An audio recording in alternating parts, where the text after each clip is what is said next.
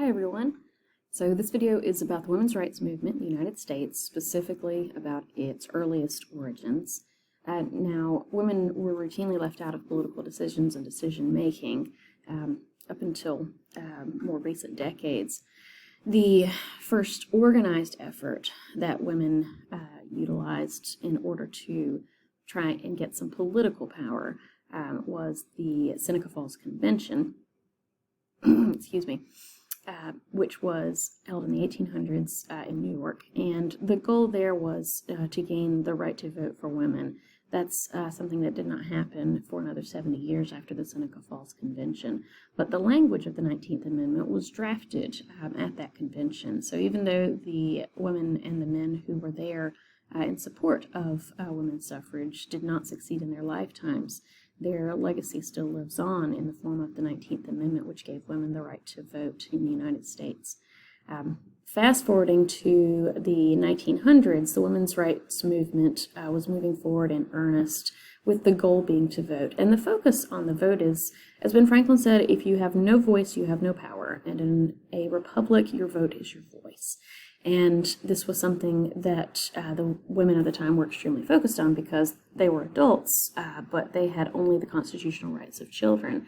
And so this was frustrating for the suffragists in the United States. We used to say suffragettes, by the way. It turns out that's bad English, so we say suffragists. So let's go with correct grammar.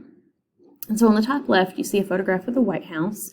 There were a number of women who protested outside the White House from various suffrage groups. The National Organization of Women's Suffrage Association was a big one, as well as the National Women's Association. And the women who protested outside the White House were called the Silent Sentinels. And that was because they used some symbolic speech. They put tape over their mouths to indicate that they had no voice, that they had no vote.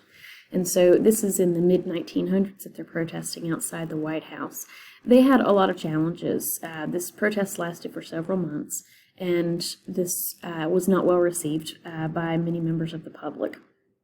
And so in November in 1917, things went from a peaceful protest to about as bad as they can get for the suffragists.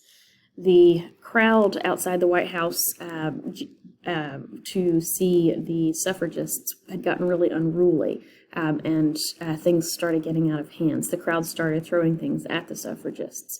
Rocks, rotten tomatoes, people had brought in vegetables, people dug up clods of dirt from the park, which is across the street from the White House. You wouldn't be able to see it from this picture because it'd be, kind of behind where you are looking at it.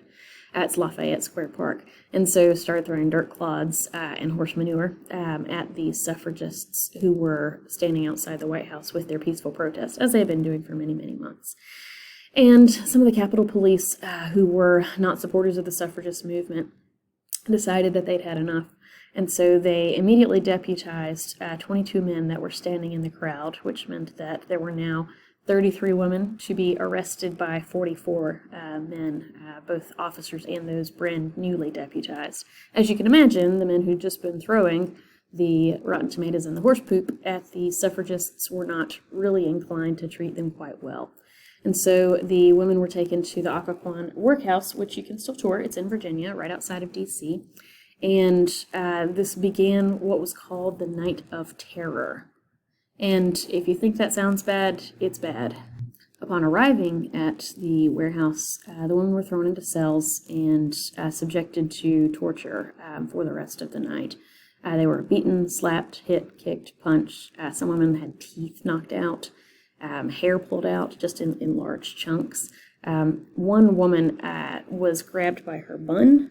It's a ponytail here, but it serves a purpose. And two men pulled her back by the bun and smashed her head against the iron walls of the cell that she was in. And she had a broken skull, a fractured skull, and passed out from the pain. Her cellmate had a heart attack and collapsed in fear, thinking that she had died. The woman on the right in the photograph on the right-hand side, the woman in the middle who's being assisted by two other women. This is her release from prison several weeks later. Her name is Dora Lewis, which is a 72-year-old grandmother, And on the night of terror, she was handcuffed. You can't see, but handcuffed, with your arms behind you. And then her arms were pulled up backwards over her head. I can barely get up because I'm old and out of shape. And she was hanged, her toes almost touching the floor, with both arms backwards over her head, out of joint all night long. That's why they're helping her with her arms, because the pain in her arms was so excruciating. She had serious muscle tears. She could never use her arms again. And she pointed out that she was never able to carry her grandchildren again after being released from prison. She was never able to write, to cook, to sew, to do anything with her arms because of the serious damage to her shoulders from that night. But she said, if I ever get the chance to vote, I will go and I will vote with my teeth. And she did. Be like Dora Lewis. Don't skip election day. Whether you're a man or a woman, whatever, vote, whoever you are. Remember Dora Lewis. The bottom left is another one of the women being released from prison. Her name is Alice Paul. She's the one wrapped in the blanket. She'd been on a food strike.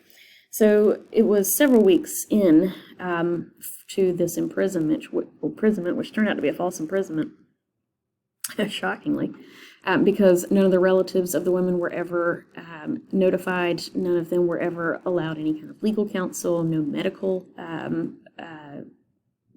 provisions were given. And so Alice Paul was the leader of the group, and she went on a hunger strike. That was also in reference to their conditions.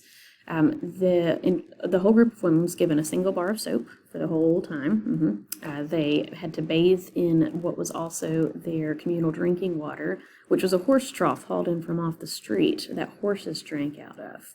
The food that they were served was mostly raw or semi-cooked beef. It had maggots inside it. Yep. And so Alice Paul went on a hunger strike where she was strapped down and force-fed via a nasopharyngeal tube, which goes up through your nose cavity and then down through your throat. And then raw eggs were force-fed through that. And she was given that without any anesthesia, which is a really, really painful procedure. And so eventually, one of the women, her husband worked for a congressman and so was able to negotiate their release. This really, the strength and persistence of the women who were part of this night of terror, which lasted for several weeks ultimately, really helped turn the tide in terms of support for women's suffrage. In 1920, the 19th Amendment was ratified by the requisite number of states and added to the Constitution as the latest amendment. And it provided women the right to vote.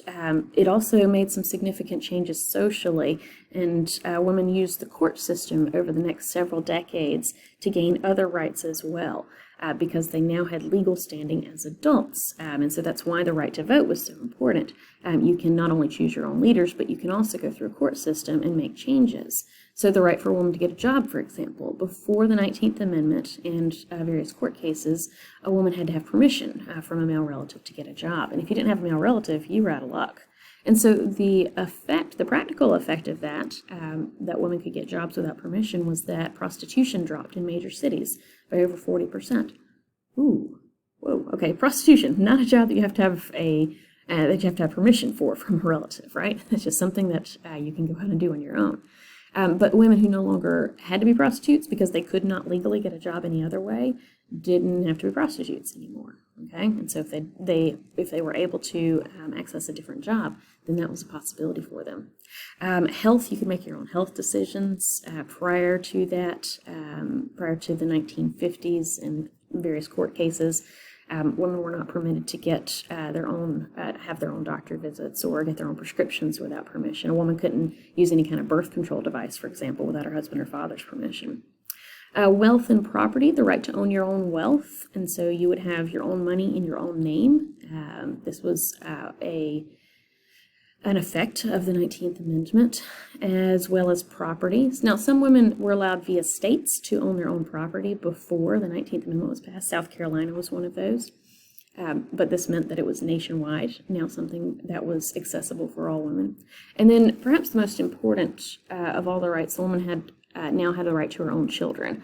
Before the 19th Amendment, since she had the legal rights of a child, they were supposed to be constitutionally protected for her by male relatives. She did not have any legal rights to her children. And so many women stayed in marriages that they might not have otherwise, simply because if a woman were divorced, then she had no right to see her children or have any appraising or any issues with them, any contact with them.